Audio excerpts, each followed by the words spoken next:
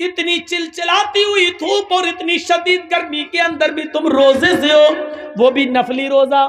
تم روزہ چھوڑ کیوں نہیں دیتے ہو؟ ایک چرواہا بکریاں چرا رہا ہے پہاڑ سے لگے ہوئے ایک وادی میں. حضرت عبداللہ ابن عمر اور ان کے ساتھیوں کو جنگل میں بھوک لگتی ہے, یہ دسترخوان بچھاتے ہیں اور جو کھانا لے گئے تھے اس کو لگا دیتے ہیں. جنگل کے چرواہے پر نظر پڑتی ہے, اس کو بلاتے ہیں, چرواہے ادھر آؤ, اے چرواہے ادھر آؤ. وہ قریب آتا ہے اور کہتے ہیں کہ آؤ ہمارے ساتھ تم بھی کھانا کھا لو, ہم کھانا کھانے جا رہے ہیں, تم بھی بھوکے ہوگے, صبح سے بکریاں چرا رہے ہو, آؤ تم بھی کھانا کھا لو. اس نے جواب دیا, اس چرواہے نے, نہیں نہیں آپ یہ کھانا کھائیں, آپ تناول فرمائیں, آپ نوش کریں, ہم یہ کھانا نہیں کھا سکتے ہیں اس لیے کہ ہم روزے سے ہیں. چرواہا روزے سے. عبداللہ ابن عمر کہتے ہیں اے چرواہے, اتنی سخت گرمی میں اور اتنا بڑا دن ہوتا ہے, یہ بکریاں بھی تمہاری نہیں ہیں, تمہارے مالک کی ہیں. ان بکریوں کو صبح سے شام تک تم اسی جنگل میں چراتے ہو, کوئی بکری کھو نہ جائے اس کے پیچھے پیچھے دوڑتے ہو. اتنی چلچلاتی ہوئی دھوپ اور اتنی شدید گرمی کے اندر بھی تم روزے سے ہو, وہ بھی نفلی روزہ. تم روزہ چھوڑ کیوں نہیں دیتے ہو؟ تم روزہ ترک کیوں نہیں کر دیتے ہو؟ یہ فرض روزے تو نہیں ہیں, نفلی روزے ہیں. کہتے ہیں کہ میں اس روزے کو کیسے چھوڑ دوں, اسی جنگل میں تو میں رہتا ہوں اور بکریاں چراتا رہتا ہوں, مجھے مسجد میں قرآن پڑھنے کا موقع نہیں ملتا ہے, جنگل میں بھی میری نظر بکریوں پر رہتی ہے, اس لیے کہ کوئی بکری کھو نہ جائے, اس لیے میں زیادہ نوافل نہیں پڑھ پاتا ہوں, اسی لیے تو میں نفلی روزے رکھتا ہوں. میں آخرت کی فکر میں ڈوبا ہوا رہتا ہوں, پتہ نہیں کہ میرا رب آخرت میں مجھے بخشے گا یا نہیں بخشے گا, مجھے معاف کرے گا یا نہیں کرے گا. مجھے جتنی عبادت کرنی چاہیے اتنی عبادت ہم نہیں کر پاتے ہیں, کیونکہ میرے مالک کا حکم ہے ان بکریوں کو چراؤ, اس لیے میں چرانے آتا ہوں, کیونکہ مالک کے ساتھ بے وفائی نہیں کر سکتا ہوں, میں جس کا غلام ہوں مجھے اس کی بات ماننا پڑتی ہے. حضرت عبداللہ ابن عمر نے کہا اپنے ساتھیوں سے اس چرواہے کا امتحان لینا چاہیے. وہ بکری چرانے میں لگ گیا تو حضرت عبداللہ ابن عمر نے پھر اس کو بلایا, ادھر آؤ. وہ آیا, کہنے لگا کیا بات ہے بھائی, میں بکریاں چرا رہا ہوں, میں کہہ دیا ہوں روزے سے ہوں, میں نہیں کھانا کھاؤں گا. کہا ایسا ہے کہ میں ایک بکری تم سے خریدنا چاہتا ہوں, ایک بکری تم مجھے بیچ دو, ایک بکری تم مجھے دے دو. اس نے جواب دیا نہیں حضرت, میں یہ بکری کیسے بیچ دوں, یہ بکریاں میری نہیں ہیں, میں پہلے کہہ چکا ہوں آپ سے کہ یہ بکریاں میری نہیں ہیں, یہ بکری میرے مالک کی ہیں. اپنے مالک کی امانت میں خیانت کیسے کر دوں میں, یہ بکری میری نہیں ہے. عبداللہ ابن عمر نے کہا کہ اس اپنے مالک سے یہ کہہ دینا کہ پہاڑ کے دامن میں بکریاں چرا رہا تھا, چراتے چراتے ایک بکری گم ہو گئی. اکثر ایسا ہو ہی جاتا ہے, بکریاں چرتے چرتے کہیں دور نکل جاتی ہیں, کہیں کھو جاتی ہیں, یا کوئی دوسرا آدمی پکڑ کے لے جاتا ہے. تمہارا مالک تم سے کچھ نہیں کہے گا کیونکہ بکریوں پر تمہاری نظر تھی, لیکن چرتے چرتے کوئی بکری دور نکل گئی اور وہ گم ہو گئی. کہہ دینا ایک بکری بھیڑیا کھا گیا, یا کہہ دینا کہ ایک بکری کو بھیڑیا مار کے کھا گیا, تم ایک بکری مجھے بیچ دو, ہم اس کو ذبح کریں گے اور وہیں پکائیں گے کھائیں گے, اور شام کو تمہیں بھی پکا ہوا بھنا ہوا گوشت دے دیں گے, تم اس گوشت سے روزہ افطار کر لینا کیونکہ تم روزے سے ہو. ہم شام کو اس بکری کو کاٹ کر ذبح کر کے اس کا گوشت پکا کر تمہیں بھی دے دیں گے, تم اس سے افطار کر لینا. وہ چرواہا حضرت عبداللہ ابن عمر کی یہ بات سنتا ہے, انگلی سے اشارہ کرتا ہے اور چیختا ہوا روتے ہوئے بھاگتا ہے, کہتا این اللہ این اللہ این اللہ, پھر اللہ کہاں ہے, پھر اللہ کہاں ہے, پھر اللہ کہاں ہے. یعنی آئے عبداللہ ابن عمر, آج میں تمہیں بکری بیچ دوں گا, میں اپنے مالک سے جھوٹ بول دوں گا, میرا مالک مجھے کچھ نہیں کہے گا, تھوڑے سے درہم مجھے بکری کے مل جائیں گے, لیکن پھر اللہ تو میری اس حرکت کو دیکھ رہا ہے. میں اپنے مالک سے جھوٹ بول سکتا ہوں, لیکن کل قیامت کے دن اپنے مالک کے مالک کو کیا جواب دوں گا. این اللہ این اللہ, پھر اللہ کہاں ہے, اللہ کہاں ہے. آئے نوجوانوں, آئے اس گاؤں میں جلسہ سننے کے لیے آنے والوں، تمہارے ہاتھ میں شراب کی بوتل ہوتی ہے، اس وقت تمہارے منہ سے یہ کیوں نہیں نکلتا میرا باپ نہیں دیکھ رہا ہے، میری ماں نہیں دیکھ رہی ہے، میرا بڑا بھائی نہیں دیکھ رہا ہے، میری بیوی نہیں دیکھ رہی ہے، لیکن اللہ تو دیکھ رہا ہے۔ اللہ کہاں ہے؟ اللہ کہاں ہے؟ تم جوا کھیلتے ہو، تمہارے منہ سے یہ آواز کیوں نہیں نکلتی؟ اللہ دیکھ رہا ہے۔ تم چوری کرتے ہو، تمہارے منہ سے یہ آواز کیوں نہیں آتی ہے؟ این اللہ، این اللہ۔ اللہ کہاں ہے؟ اللہ کہاں ہے؟ آذان کی آواز آتی ہے، تم کیرم بورڈ کھیلتے رہتے ہو، تم میچ دیکھتے رہتے ہو، تمہارے منہ سے اس وقت یہ آواز کیوں نہیں نکلتی؟ این اللہ۔ کوئی دیکھے نہ دیکھے لیکن اللہ تو دیکھ رہا ہے۔ یہ تقویٰ کہاں گیا ہے؟ یہ تمہارے اندر کی نیکی کہاں چلی گئی؟ یہ سوچ تمہاری کہاں چلی گئی؟ وہ چرواہا بھاگتا ہے، دور جاتا جا رہا ہے، کہہ رہا ہے این اللہ، این اللہ۔ پھر اللہ کہاں ہے؟ پھر اللہ کہاں ہے؟ یعنی اللہ تو مجھے دیکھ رہا ہے۔ آئے عبداللہ، میں یہاں جھوٹ بول سکتا ہوں اپنے مالک سے، لیکن کل قیامت کے دن ہمارا جھوٹ پکڑا جائے گا، ہمیں سب کے سامنے بے نقاب کیا جائے گا۔ ہم دنیا میں ہم ایسا نہیں کر سکتے، اللہ ہماری اس حرکت کو دیکھ رہا ہے۔ عبداللہ ابن عمر نے اس چرواہے کو بھاگتے ہوئے دیکھا اور اپنے ساتھیوں سے کہنے لگے این اللہ، این اللہ۔ اللہ کہاں ہے؟ اللہ کہاں ہے؟ دیکھو اس چرواہے کے اندر اللہ کا کتنا ڈر ہے، اتنا خوف ہے۔ وہ اپنے گاؤں جاتے ہیں، عبداللہ ابن عمر لوٹ کر اپنے گھر جاتے ہیں اور دوسرے دن اس چرواہے کے مالک کے پاس جاتے ہیں اور کہتے ہیں مجھے یہ چرواہا بھی چاہیے اور جتنی بکریاں تمہاری ہیں وہ سب مجھے چاہیے، قیمت بتاؤ، قیمت بتاؤ۔ مالک نے کہا اس غلام کی اتنی قیمت اور بکریوں کی اتنی قیمت۔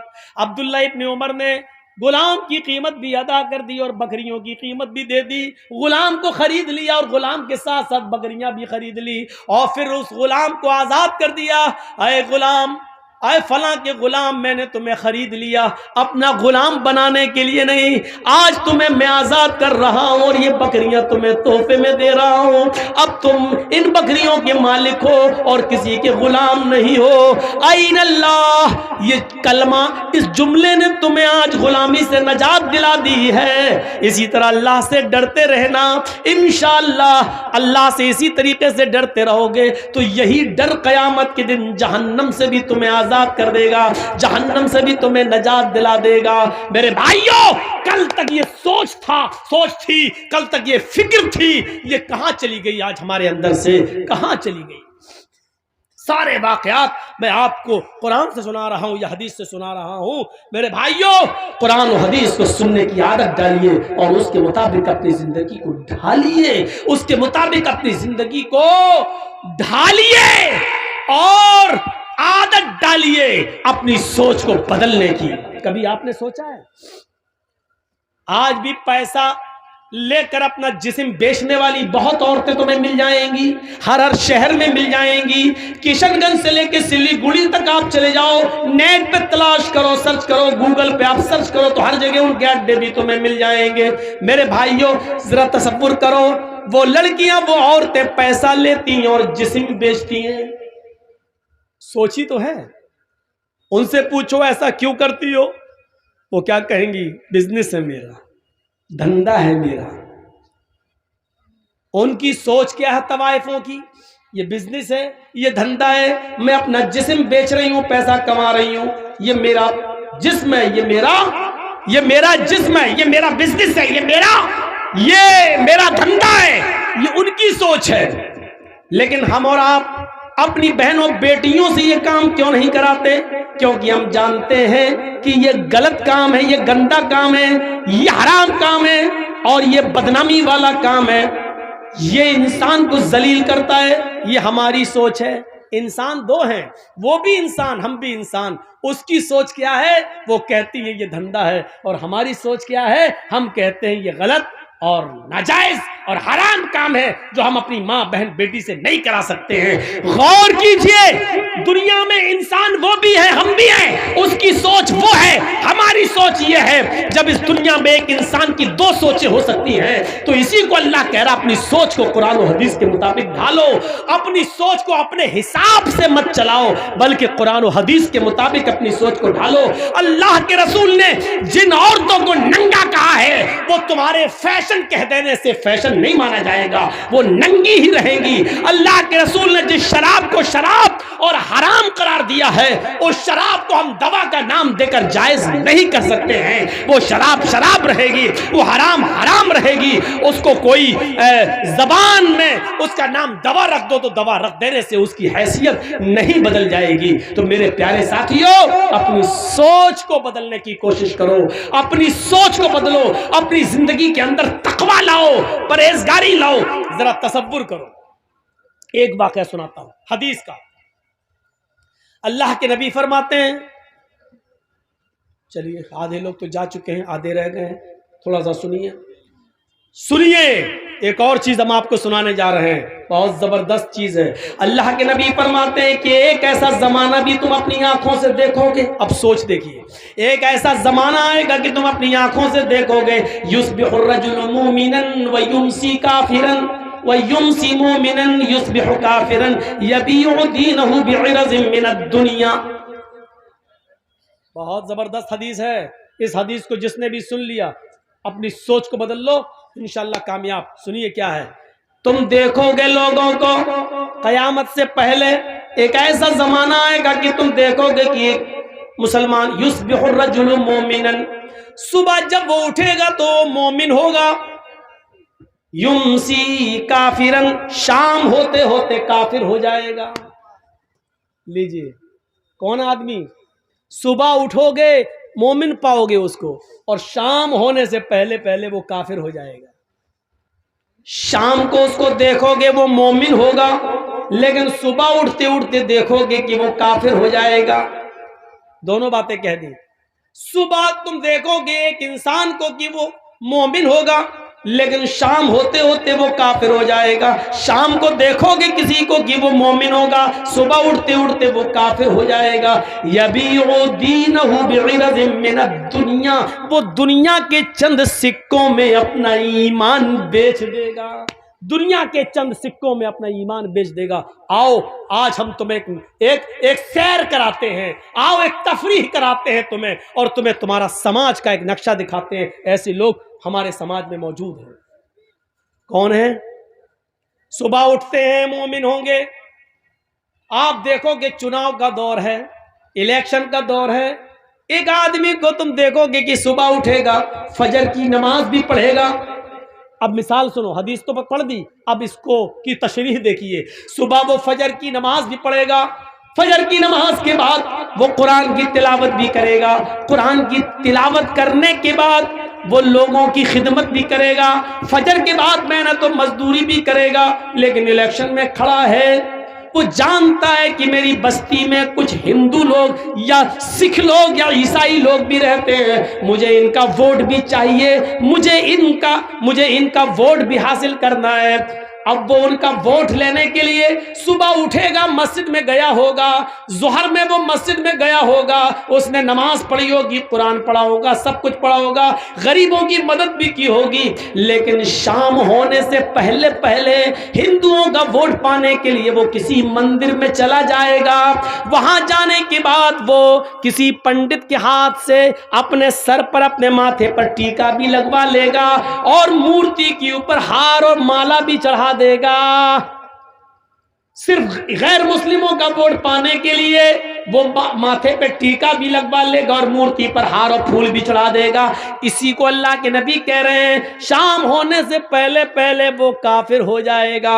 شام کو آپ دیکھو گے کہ وہ مومن ہوگا، لیکن صبح کسی مندر میں، کسی گرجا میں جا کر وہ کسی کے پھول اور ہار اور مالا ڈال کر ہاتھ جوڑ کر کھڑا ہوگا اور اپنے ماتھے پر ٹیکا بھی لگوا لے گا۔ صبح ہوتے ہوتے کافر ہو جائے گا، صبح مومن ہوگا شام کو کافر، شام کو مومن ہوگا صبح کافر. اور ایسا کیوں کرے گا؟ یبیع دینہ بعرض من الدنیا، وہ اپنے دین کو دنیا کے چند سکوں میں بیچ دے گا. دنیا کے چند نوٹ پانے کے لیے، دنیا کے چند سکے حاصل کرنے کے لیے، دنیا کی چند روپیوں کو کمانے کے لیے وہ اپنے دین کی سودے بازی کرے گا، اپنا دین بیچ دے گا. ایمانداری کے ساتھ بتاؤ ہمارے سماج اور سوسائٹی کے اندر یہ دور چل رہا ہے کہ نہیں چل رہا ہے؟ لوگ اپنا دین بیچ رہے ہیں کہ نہیں بیچ رہے ہیں؟ اب ہماری سوچ کیا کہے گی؟ سوچ دیکھیے کیا ہو گیا. ہندوستان میں رہتے ہیں، ہمیں بھائی چارہ بن کر رہنا ہے، ہمیں ان کے یہاں جانا ہے، ان کو ہمارے یہاں آنا ہے. وہ ہمارے عید پہ آ جاتے ہیں تو کیا ہم ان کی ہولی میں نہ جائیں؟ وہ ہمارے رمضان کے مہینے میں ٹوپی لگا کر ہمارے روزہ افطار میں آ جاتے ہیں، ہم ان کے ہاں مندر میں چلے گئے تو کیا ہوا؟ یہ بھائی چارہ ہے، یہ بھائی چارہ. یہ ہماری سوچ ہے، یہ نیتا کی سوچ ہے. لیکن شریعت کیا کہتی ہے کہ اس نے اپنے دین کو بیچ دیا ہے چند ٹکڑوں میں. تو میرے بھائیوں، سوچ وہ نہیں ہے جو ہم سوچ رہے ہیں، سوچ وہ ہے جو جناب محمد رسول اللہ نے بتائی ہے. ہمیں اس سوچ کے اوپر چلنا ہے، ورنہ دین اکبری نافذ کرنے والا اکبر بھی صحیح ہو جائے گا. جس نے جودھا بھائی سے شادی کر کے کہا تھا کہ ہم دین الہی نافذ کریں گے، اس نے ایک نیا دین کی بنیاد ڈالی تھی. اس نے بھی تو یہی کہا تھا کہ ہم ہندو مسلمان سب کو لے کے چلیں گے. اسلام ہندو بھائیوں سے نفرت کرنے کی اجازت نہیں دیتا. یقیناً اسلام ہندو بھائیوں سے پیار کرنے کی اجازت دیتا ہے، عیسائیوں سے محبت کرنے کی اجازت دیتا ہے، سکھ اور جینیوں سے محبت کرنے کی اجازت دیتا ہے. ہاں، ہمارا اسلام تو یہ کہتا ہے یا ایھا الناس ان خلقناکم من ذکر و انثی. ہندو مسلم سکھ عیسائی ان سب کا باپ ایک ہے آدم، اور ان سب کی ماں ایک ہے حوا. تم سب ایک باپ کے اور ایک ماں کے بیٹے ہو. ہاں، ہمارا اسلام یہ کہتا ہے کہ تم سب بھائی بھائی ہو، لیکن ہمارا اسلام مسجد چھوڑ کر کسی کے مندر میں جا کر ہار پھول چڑھانے کی اجازت نہیں دیتا ہے. میرے بھائیوں، بھائی بھائی کا مطلب یہ ہے کہ وہ بیمار ہو جائے تو اس کی دیکھ ریکھ کرو، اس کو پیسوں کی ضرورت پڑ جائے تو اس کو دو، اس کے گھر میں چولہا نہیں جل رہا ہے تو آپ اس کی مدد کرو. اگر وہ موت و زندگی کی کشمکش میں ہے اور اس کو اس کے گروپ کا بلڈ نہیں مل رہا ہے، تم پڑوس میں رہتے ہو، تمہارا بلڈ اس کے بلڈ کے گروپ سے مل رہا ہے، لیکن تم روزے سے ہو، اس کی جان جا رہی ہے. ڈاکٹر کہہ رہا ہے کہ یہ مسلمان، اس کا پڑوسی اگر ایک بوتل خون دے دیتا ہے تو اس کی جان بچ جائے گی. تو یہاں اسلام یہ کہتا ہے کہ اس ہندو کی جان بچانے کے لیے اگر تمہارا ایک بوتل خون جا رہا تو دے دو. کہتا ہے روزے سے ہو، تو اسلام کہتا ہے کہ تو اپنا روزہ توڑ دے. لیکن کسی کی جان اگر بچ رہی ہے تو ایک بوتل خون دے کر اس کی جان بچا لے. روزے کی قضا تیری بعد میں ہو جائے گی، اس کو بعد میں پورا کر لینا. اسلام اس بھائی چارے کی اجازت دیتا ہے، لیکن اسلام اس بات کی اجازت نہیں دیتا ہے کہ ہم دوسروں کے تیوہار میں جا کر رنگ پھینکیں یا ان کی پچکاریوں کی ہولی اپنے جسم پر برداشت کریں اور ان سے یہ کہیں کہ لو ہمارے بھی رنگ لگاؤ، ہم بھی تمہارے ساتھ ہیں. لو وہ ہماری مسجد میں اگر نماز پڑھنے آ جائیں تو اس کا یہ مطلب نہیں کہ ہم بھی ان کے مندروں میں ہاتھ جوڑ کر کھڑے ہو جائیں ان کا ووٹ پانے کے لیے. اسلام اس بات کی اجازت ہمیں بالکل نہیں دیتا ہے. میرے بھائیوں، یہی ہمیں سوچ اپنے اندر پیدا کرنا ہے. اسی سوچ کو اگر ہم نے اپنی سوچ بنا لیا کہ اپنی سوچ قرآن و حدیث کے مطابق ڈھال لی تو میرے بھائیوں، اب دیکھیے سوچ ہے نا، آج پوری تقریر سوچ پر ہی ہو رہی نا. ہمارے ہاں کیا ہوتا، ہم جتنی نمازیں پڑھ رہے ہیں دن پہ دن غریب ہوتے جا رہے ہیں. مولانا صاحب یار آپ تو کہتے تھے اللہ والے بن جاؤ برکت ہوگی، ہم تو جتنی نماز پڑھ رہے ہیں روزہ رکھ رہے ہیں اللہ تعالیٰ ہمیں اتنا ہی آزما رہا. ہمیں تو دیکھیے پہلے کتنا پیسہ تھا، پیسہ ہی نہیں ہے، میرا بچہ بیمار رہتا. یہ ہماری سوچ ہو گئی. ہم جتنی عبادت کر رہے ہیں ہمیں اتنی غریبی آ رہی ہے، یہ ہماری سوچ ہے. اللہ کے رسول کے زمانے میں ایک صحابی ایمان لائے، پہلے وہ کافر تھے، اسلام لائے، ایمان لائے، انہوں نے نماز پڑھنا شروع کی. جب نماز پڑھنا شروع کی تو ان کو خوب برکتیں ہوئی، خوب مال و دولت ان کو ملنا شروع ہو گیا. وہ اللہ کے نبی کے پاس روتے ہوئے آئے. دیکھیے ان کی سوچ، ہماری سوچ دیکھیے اور ان کی سوچ دیکھیے. وہ کہتے ہیں اللہ کے رسول کا کیا ہوا کہ جب سے ہم اسلام لائے ہیں اور جب سے ہم نے نمازوں کی پابندی کی ہے ہمارے گھر میں خیر و برکت ہو رہی ہے، مال و دولت سونا اور چاندی خوب آ رہا ہے. اللہ کے نبی نے فرمایا یہ تو اچھی بات ہے. کہنے لگے اللہ کے رسول کہیں ایسا تو نہیں، آپ اللہ کے نبی ہیں، پوچھیے اللہ سے، کہیں ایسا تو نہیں ہماری نماز، ہمارے روزے اور ہماری عبادتوں کا بدلہ اللہ دنیا میں ہمیں دے رہا ہو اور آخرت میں ہمیں محروم کر دے؟ اگر وہ دنیا میں ہمیں دے رہا تو نہیں چاہیے، ہمیں اپنی نماز اور روزے کا انعام آخرت میں چاہیے۔ اللہ اگر ہماری نماز اور روزے کا انعام دنیا میں دے رہا ہے اور آخرت میں ہمیں کچھ نہ دے تو ہمیں دنیا میں کچھ نہیں چاہیے، ہمیں آخرت میں چاہیے۔ یہ ان کی سوچ تھی، اور ہماری سوچ کیا ہے؟ جب سے نماز پڑھ رہے ہیں تب سے اور کنگال ہو رہے ہیں۔ ہوتا ہے ایسا، کبھی کبھی ہم لوگ سوچنے پہ مجبور ہو جاتے ہیں۔ اب جیسے ہم ہیں، ایک بہت بوڑھی عورت تھی، کسی نے کہا مولوی صاحب میری ماں بہت بیمار ہے، چلیے تھوڑا سا کچھ دعا ہوا کر دیجیے۔ میں نے کہا چلیے چل دیتے ہیں، ماں بیمار ہے چلیں۔ یقین مانیے ہم جب تک دعا کر رہے ہیں اس کے لیے دم کر رہے ہیں، پوری دعا پڑھ بھی نہیں پائے، وہ بڑھیا ہی چلی گئی دنیا سے، ختم۔ اب اس میں ہم کیا کر لیں؟ میرے ہاتھ میں تو تھا نہیں۔ اب ہم سوچ رہے تھے کہ لڑکا کہیں ہمیں گالی والی نہ دے، کمینہ کیسا مولوی ہے تو، ہم تو دعا کرنے کے لیے لائے، تو نے تو دنیا ہی سے اٹھوا دیا۔ لیکن الٹا ہوا، ہم سوچ رہے تھے یہ اور وہ الٹا ہوا۔ اس نے کہا کیا مولانا ہے ماشاء اللہ۔ ہم نے کیوں، تمہیں اپنے ماں سے محبت نہیں تھی؟ ارے کون کہتا ہے ماں سے محبت نہیں تھی؟